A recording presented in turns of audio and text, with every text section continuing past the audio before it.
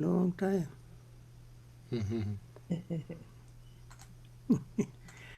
From Florida, Senor. this lady. Oh yeah. Hello, Yeah. Bante. Yeah. Good to Hello. see you from Florida. Good to see you. Good to see you. Acha, Numa. So many So, friends. so, so, Lakshmi. Okay. Let us begin our metta meditation.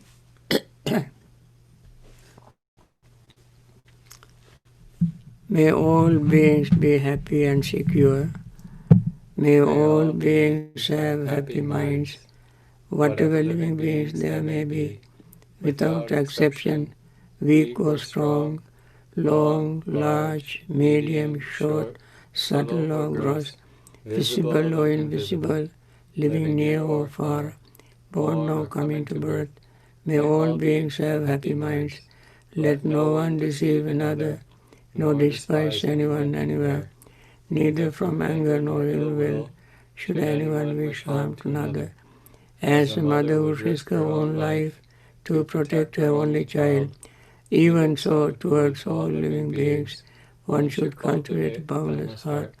One One should should cultivate cultivate for for all all the the world world a a heart heart of of boundless boundless loving loving friendliness, friendliness, above, above, below, below, and and all all around, around, unobstructed, unobstructed, without without hate hate or or resentment, resentment, whether whether standing, standing, walking, walking, lying sitting, down. lying down. Whenever awake, one should develop this This mindfulness, mindfulness, this is called divinely dwelling here, not not falling falling into into erroneous erroneous views, views, but but virtuous virtuous and and endowed endowed with with vision. vision, Removing removing desire desires for for sensual sensual pleasures, pleasures. one One comes comes never never again again to to birth birth in in the the Lord. womb. Without thought, let us begin our practice. Again, we must try to focus our mind on our breath, pure and simple breath as it comes and goes, without trying to manipulate it, verbalize, or hold breath, control breath, without trying to do any of those. Let us focus the mind just to notice what is happening. First, we notice the breath touching our nostrils and then reaching our lungs and then expanding our lungs, expanding our lower abdomen. As we breathe out, lower abdomen contract, chest area contract, the breath leaves our nostrils, and this is what is repeating all the time, always. So now we make a special effort to be aware of these functions, these activities.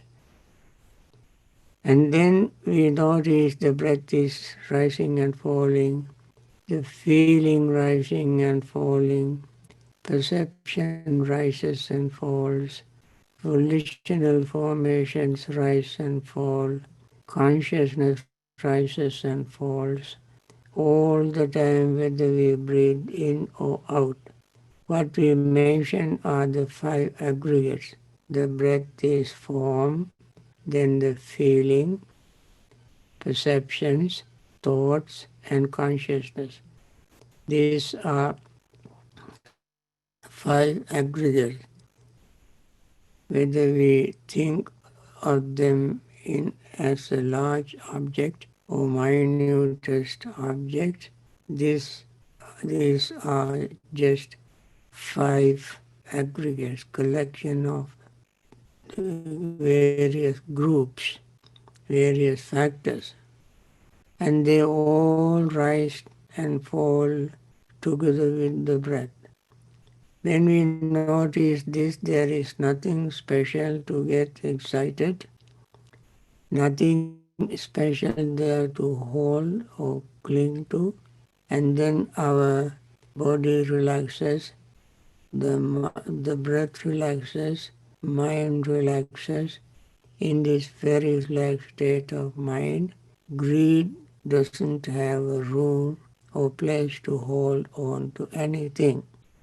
Everything is in a state of flux, moving and moving and moving, rising, falling, without any gap. Then, when we see this, arises further benefit. That is, resentment fades away, loving, friendly feeling arises in the relaxed state of mind. And then restlessness and worry fades away. In that place, compassion or karuna feeling arises in us. And then we get even more energetic to continue our practice. Then our sleepiness and drowsiness fade away. And then seeing all these results, we get confidence. When our confidence builds up, doubt fades away. What I mentioned in other words are 5 hindrances: greed, anger, restlessness and worry, sleepiness and drowsiness, and doubt. When they fade away, there arises moments of joy, piety. When this joy increases, it turns into sukha, happiness. When happiness arises, there will be tranquility. We don't do anything special to make us feel tranquil, but just follow these steps. When we follow these steps, tranquility will be the results. After tranquility, naturally mind gets concentrated. With the concentrated state of mind, we notice the subtlest changes, impermanence in everything. Friends, impermanence also does not exist. When something arises, that passes away, and that is impermanence. Rises, fall. There must be something to fall, that is something rising. When something arises, there must be something to fall. That is what is arisen, that falls. So we notice these functions, these activities going on all the time, rising, breath rising and falling, feeling rising and falling, perception rising and falling, volitional formations or thought rising and falling, consciousness is rising and falling. Everything rise and fall all the time. And that's a very profound experience that is deep insight to understand that there is no any permanent entity called soul or self, because everything is rising and falling, not staying fixed even for 2 consecutive moments.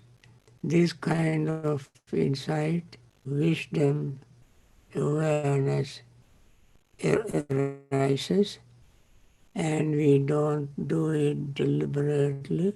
By just following these steps, we experience that state. So we continue our practice.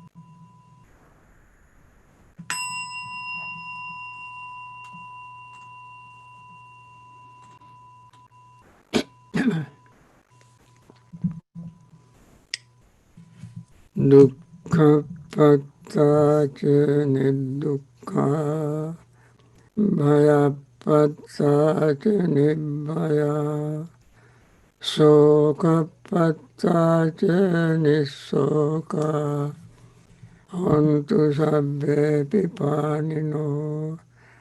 May May the the suffering suffering be be free free from from suffering. suffering. May the May the fear fear struck struck be be free free from from fear. fear. May May the the grieving grieving be be free free from from grief. grief. So So too too may may all all beings beings be. be. With this metta wish, let us focus our mind on today's Dhamma talk. Today I am going to continue our talk on Mahasatipatthana, Kayanupassana, Patikula Manasikara, the foulness, the body parts. That is how it is translated into English. Now let us see.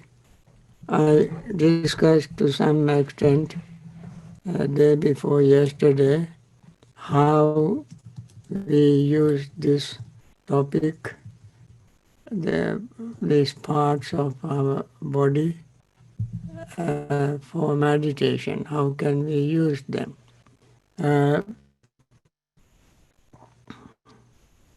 I gave two stories to show how normally people look at the body.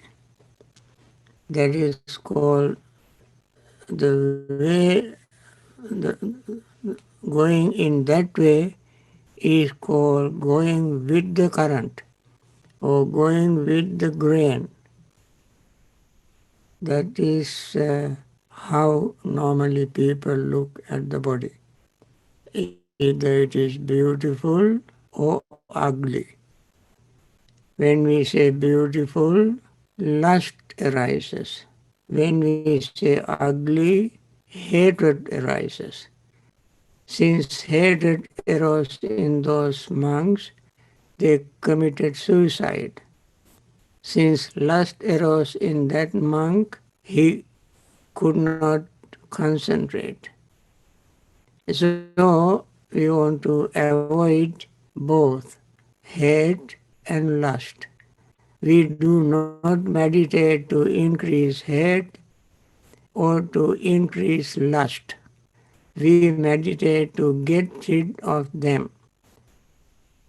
Therefore, this meditation is very special without falling into either extreme, emotional extreme and intellectual extreme.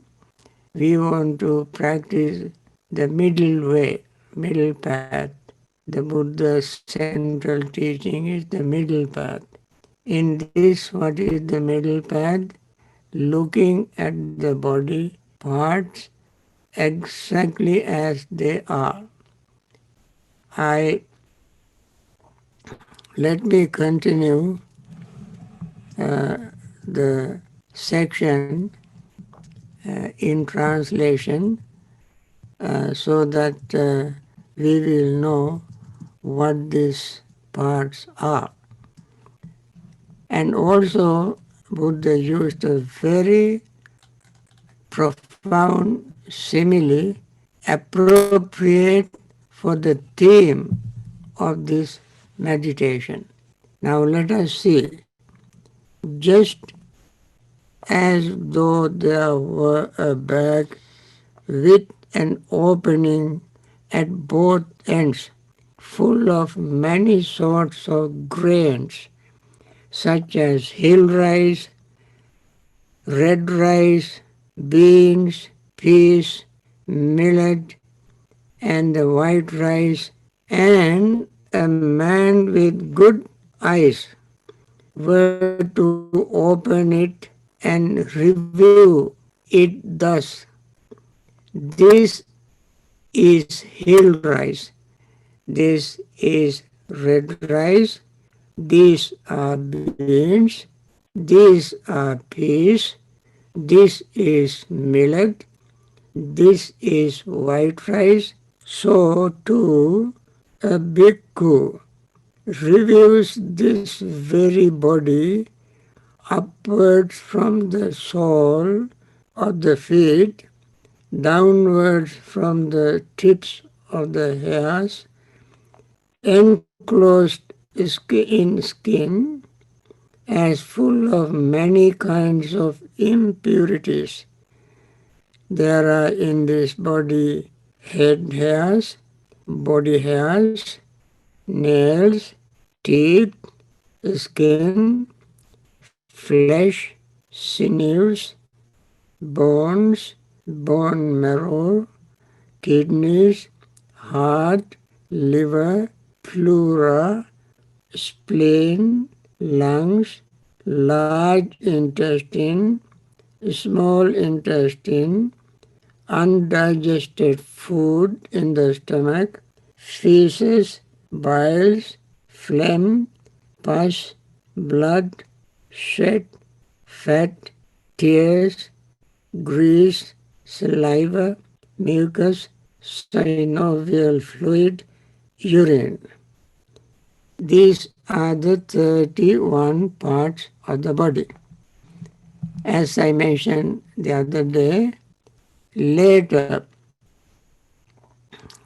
commentators and teachers added the brain to the material, what do you call, to the earth element.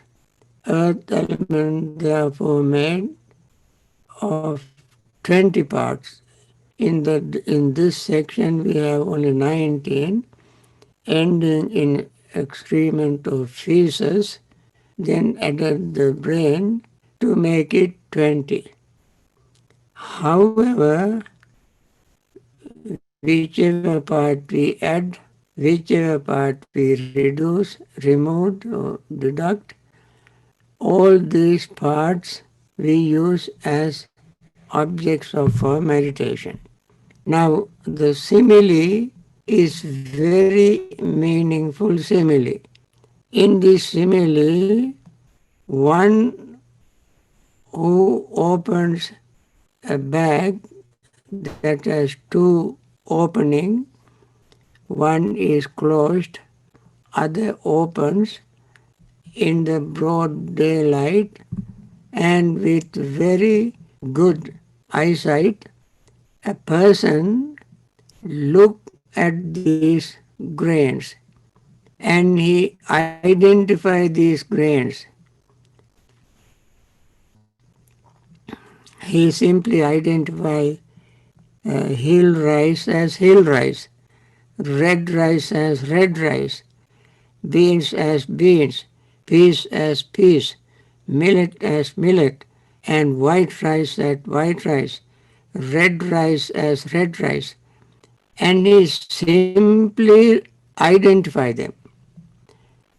In this identification of these grains, he does not say this is beans, these are beans, I like beans. These are millet, I hate millet. These are white rice, I like white rice. These are red rice, I hate red rice. No. He just identified the grains without any emotional reaction. In other words, just like a scientist with impartial attitude, with impartiality, without having any emotion, he just identify each item as it is. Similarly, we have to identify all these 32 parts of the body exactly as they are. For instance, head hair as head hair, head hair as head hair. Nothing more than that. Body hair as body hair, nail as nail, teeth as teeth, skin as skin, and so forth, 32 parts. Of course, these five are the most visible. When we look at somebody, you see the head and head hair. You see the face and body hair. Or we see the hands and legs, body hair. And we see nail, we see them nail. We see the teeth. If the person smiles or talks, we see the teeth. And we see the skin. These are the five parts we see. Seeing these five parts, people who are not familiar with this meditation or misunderstood this meditation may say head is beautiful, head hair is beautiful, body hair is beautiful. See the hair, long hair, it touches the ground when that person walks. In some tradition, long hair was considered to be a part of beauty. And it is called in Pali Pancha Kalyana.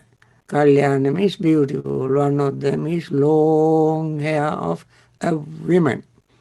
Women's long hair. Like that. And they call it a beautiful sign of beauty. And if a man has a beard, very nicely trim and cut and arranged in a certain way, they say it is beautiful. He has body hair and so forth, nail and so forth. Beautiful, if they don't have all these things, that way, they call ugly. Now, the beauty and ugly does not belong to head hair or body hair. It is our mental perception, our interpretation, not seeing the truth, covered with, obsessed with greed or ignorance. And we meditate to avoid this greed, hatred, and delusion. We want to overcome them. And this is a very good subject for that. So, we use very often, most meditators who explain these things, meditation teachers use one simple simile. Example, that is, you go to hairdresser. Hairdresser will put lot of shampoo on your head to get rid of the odor and get close and then do all sort of things, washing, cleaning, combing, trimming and all this, and then put more shampoo. And now you come home with a clean hair and you are very happy that you have a clean hair. You can go to a party and you can present yourself with pride. That is because you have a clean hair. You think. And you come before you get anything else, you come and have a very well made soup, bowl of soup. While eating the soup, one of these beautiful clean hair falls into the bowl of soup. What would you do? It was not the hair that came from somebody, but your own hair that you took pride in. And one of those hair fell into your bowl of soup. What would you do? You throw away the whole bowl of soup. In one instant, the beautiful hair became ugly hair. One instant, pleasant hair become unpleasant hair. Hair in the soup is cleaner than the hair on the head, because when the hair is on the head, it is on dandruffs, dirt, fleas, and dust, smell. All these things are on the head. When it comes out of the head, falls into the bowl, it is very clean. But the clean hair they think as ugly hair, dead hair they think beautiful hair. See the distorted perception. Distorted perception. And therefore, we want to be very clear about this. We meditate not to think the hair on the head is clean and hair in the bowl of soup is unclean. Or hair on the bowl of soup is clean and unclean, and hair on the head is clean. Hair on the head is beautiful, hair in the bowl of soup is ugly. We do not meditate to go along with this kind of what you call going with the grain. That is going with the grain. That is going with the flow. We meditate to go against the flow, against the current. And this is called Patisotagami. Buddha's teaching is going against the grain. And this head, hair, body, and so forth, these 32 parts, therefore, we have to look at them exactly as they are.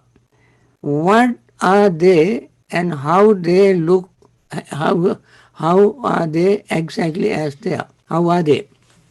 They all are impermanent. Impermanence is neither beautiful nor ugly, pleasant or unpleasant.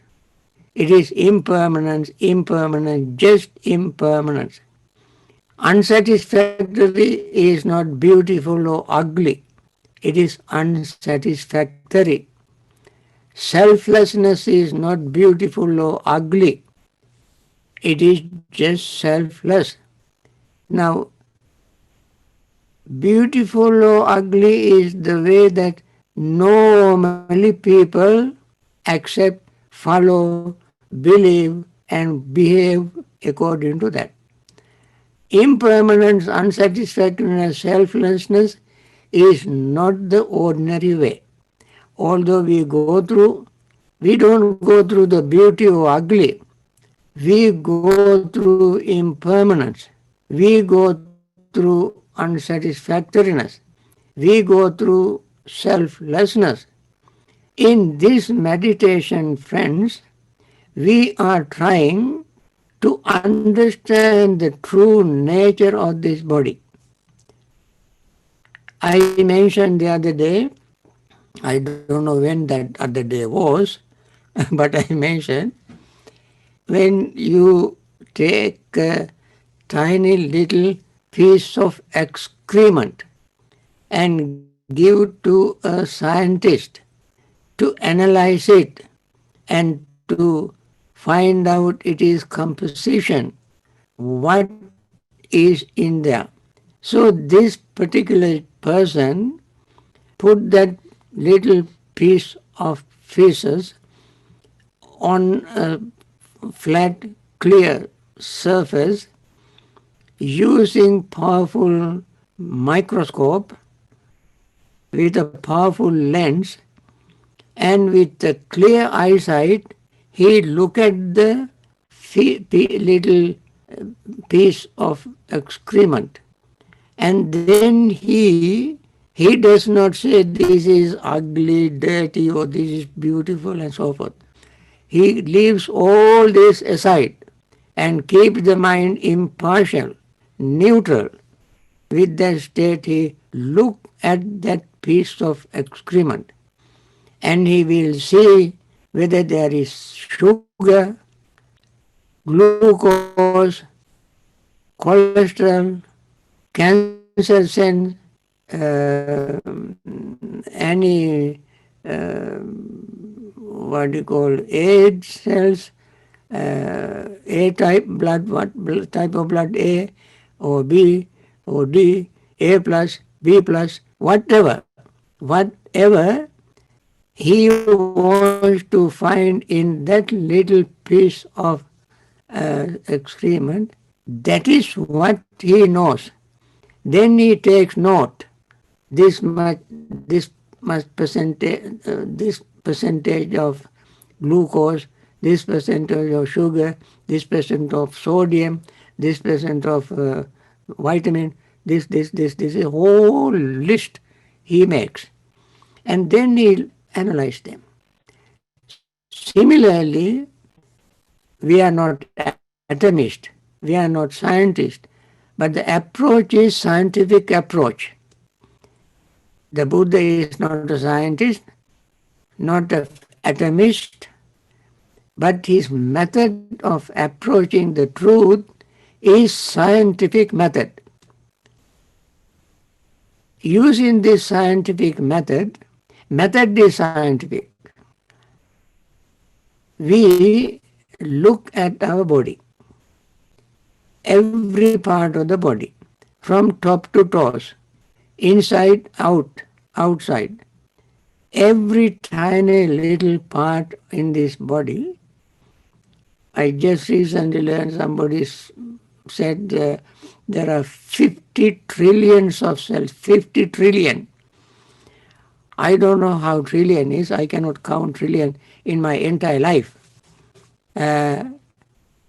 All this is always in a state of flux, changing. The meditator's job is to see this exactly as it is. Why do we do that?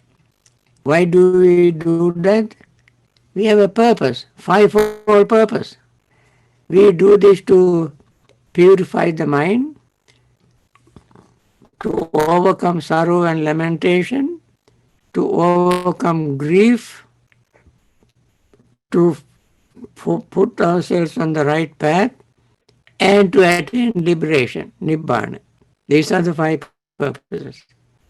If you think of the body is ugly or beautiful, you cannot achieve any of these purposes. Only if you look at the body parts in the scientific way, then you can achieve all these purposes, all the five purposes.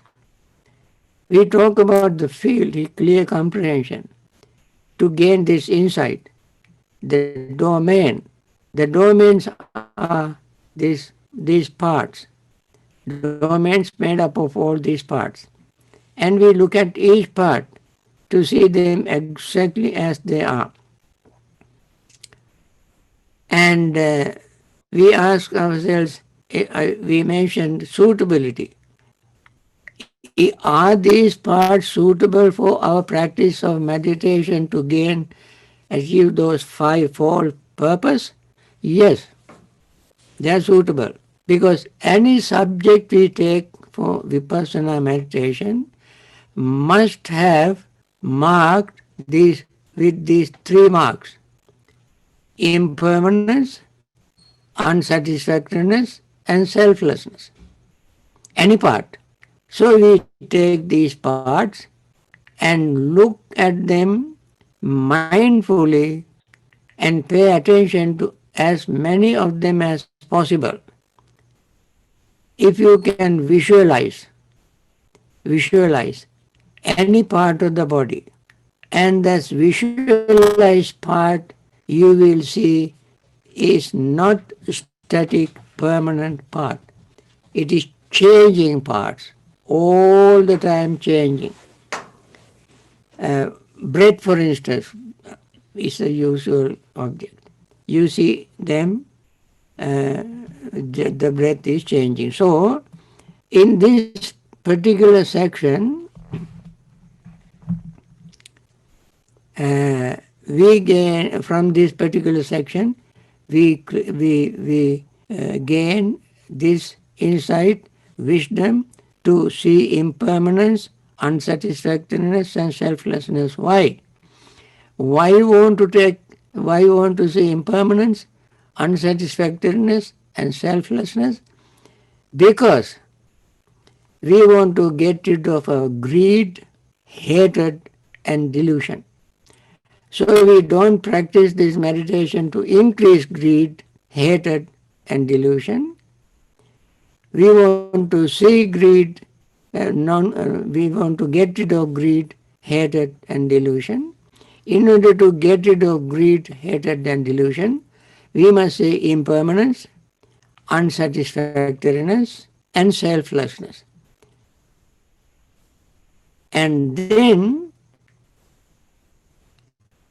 our purification of mind can take place because the moment we try to grab or hold or cling to something, then we will be in trouble.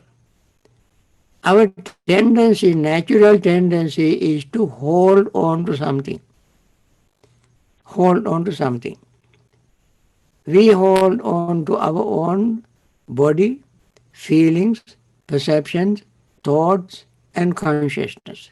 When we say body is impermanent, feelings are body is impermanent, unsatisfactory, and selfless. Feelings are impermanent, unsatisfactory, and selfless.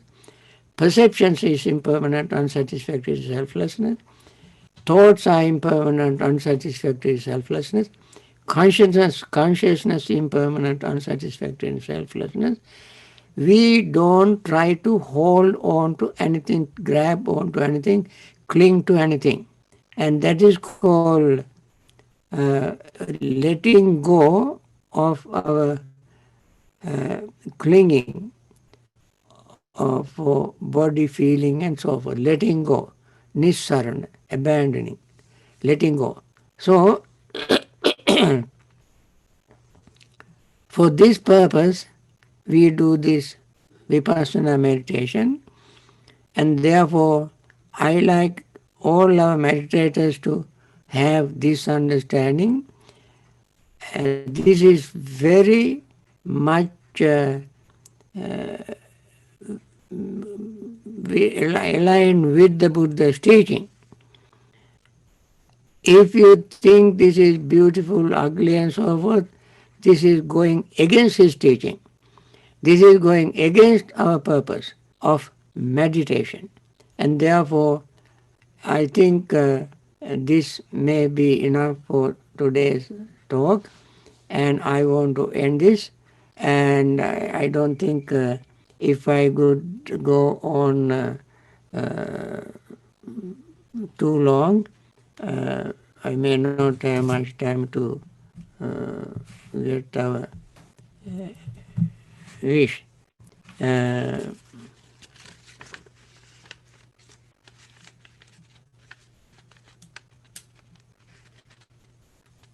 Another thing, I have to make an announcement. I am glad my friend reminds me. This announcement is also very important. There has been a request for some other activities that needs my attention, and therefore I think we should have this class 4 days a week. 2 days I give Dhamma talks, 2 days I answer questions. So this change would start October 1st. We will no longer have class on Wednesdays. So Monday, Tuesday, Wednesday, I take off. And Thursday, Friday, Saturday, Sunday, I have talks and questions and answers. So these start on October 1st. Is it? So we will only have class Thursday, Friday, Saturday, Sunday, two Dhamma talks and two questions and answers. The schedule will be updated on the Bhavana Society website and Facebook page as soon as possible. That is my friend's responsibility, and he will do that. And with this, I want to wind down this morning's talk. Friends, we want to continue our regular wish that all those who are suffering in hospitals, homes, wherever, may they be free from suffering and attain liberation. There are many well trained doctors, nurses, hospital staffs who are very generously, kindly helping people to recover from their ailments, sickness, and may they continue their wonderful service. There are some others who also have uh, have been suffering from losing their loved ones, grieving. I believe that they soul already uh, have grasped the meaning of our meditation, and may they recover from their grief and continue their practice and liberate themselves from samsaric suffering. And there are many generous people who are helping in many ways to help people to get rid of their suffering. And there are many leaders who also do a lot of good work. May they continue their wonderful service. And other leaders who have not done their uh, part successfully, they may be trying their best in their own way. So we want to wish them courage, understanding, patience, and determination to make wise decisions to help all the people. Thank you. I'm glad that you all came.